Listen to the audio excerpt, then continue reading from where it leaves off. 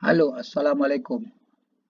Ini cerita tentang MA 63, Perjanjian Malaysia 1963, di mana Perdana Menteri Anwar Ibrahim mengatakan status Sabah dan Sarawak akan dirujuk kepada Raja-Raja Melayu. Kan, dia kata akan dirujuk sebelum dibawa kepada pertimbangan Kabinet. Dia kata kerajaan perpaduan telah mengiktiraf Sabah dan Sarawak sebagai satu wilayah. Bagi orang yang tak tahu, tapi bagi ramai yang tahulah cerita dia. Penubuhan Malaysia itu sendiri terdiri daripada Semenanjung Tanah Melayu, Sabah dan Sarawak. Maksud dia, Sabah dan Sarawak masuk atas status wilayah atau status negara cerita dia. Jadi cerita dia yang negeri-negeri lain di Semenanjung Tanah Melayu ada sebagai negeri cerita dia. Itu adalah istilah teknikal lah cerita dia kan. Jadi persoalan yang aku fikirkan di cerita dia, aku tertanya-tanya jugalah. Dia kata, pindaan mana-mana istilah ni harus dirujuk kepada Majlis Raja-Raja. Mungkin perlulah. Cuma soalan Raja-Raja Melayu tidak menguasai Sabah dan Sarawak. Cerita dia, Raja-Raja Melayu hanya menguasai semenanjung Malaysia saja. Sebab itu semenanjung Tanah Melayu. Jadi cerita dia, ini mungkin dari segi apa ni persekutuan lah cerita dia. Kita tengok dari segi persekutuan lah. Tapi kalau kita tengok daripada konsep dia, Sabah dan Sarawak dia tak perlu pun konsen apa ni Majlis Raja-Raja atau Raja-Raja Melayu sebab dia tidak duduk bawah Raja-Raja Melayu pada dasar dia. Itu dari segi teknikal dia. Tapi mungkinlah ini sebab bila dah jadi Persekutuan Malaysia ni, jadi dia dikira terduduk di bawah Majlis Raja-Raja lah cerita dia.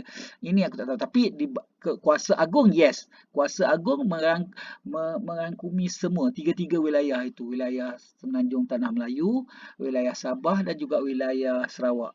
Itu adalah kuasa yang di-Tuan Agong. Tapi kalau Majlis Raja-Raja, setakat yang aku faham, dia punya kuasa dekat Semenanjung Tanah Melayu sahaja. Dia tidak ada kena-mengena dekat Sabah dan Sarawak. Itu konsep yang aku faham lah cerita dia. Yang lain aku tak pastilah juga cerita dia. Kan? Jadi dalam kes yang ini cerita dia, dalam kes yang ini kita kena tengok macam mana apa ni macam mana perlembagaan itu dalam proses apa itu nak dibaca dan diterjemahkan, ditafsirkan. Adakah dalam konteks prinsip MA 63 tu nak apa ni dikaji dengan lebih detail? Mungkin jugalah. Tapi dalam satu kes juga lagi kita tengok kan sebab ianya perlukan tekad politik lah betul kata Anwar dia kena perlu tekad politik jugalah.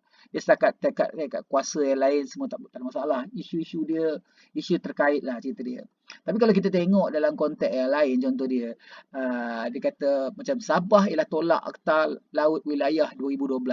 Sebab Akta Laut Wilayah 2012 ialah Akta 750 menghadkan sepadan maritim negeri sehingga 3 batu nautika, itu 5.5 kilometer sahaja dari pantai. Walhalnya kalau ikut perjanjian Malaysia 1963, dia kata, kalau ikut kan dia tak cerita dia mengikut perintah Borneo Utara kan perubahan sepadan pada Majlis 1954 ialah 200 batu nautika. Wow, 200 batu nautika lebih kurang dalam 300 lebih lah. Dekat 300 lah.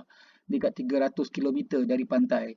Adakah itu zon kita sebenarnya kalau dikira itu zon kita ataupun bukan cerita dia. Susah nak cakap. Dalam konteks negeri cerita dia, dalam konteks wilayah, dia ada limitation untuk besar kawasan cerita dia.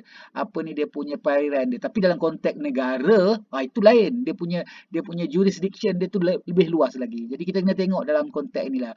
Apa-apa pun MA 63 kena dibuat, diselesaikan dan diterjemahkan. Dinilai dari segi undang-undangnya, dari segi perlembagaannya, supaya semua orang puas hati dan apa menang-menang untuk semua orang lah cerita dia. Dan aku bersetuju bahawa Sabah dan Sarawak memang mempunyai hak yang jelas dalam MA 63. Itu sesuatu yang pasti. Okey, harapnya semuanya berjalan dengan lancar lah. Okey, Assalamualaikum.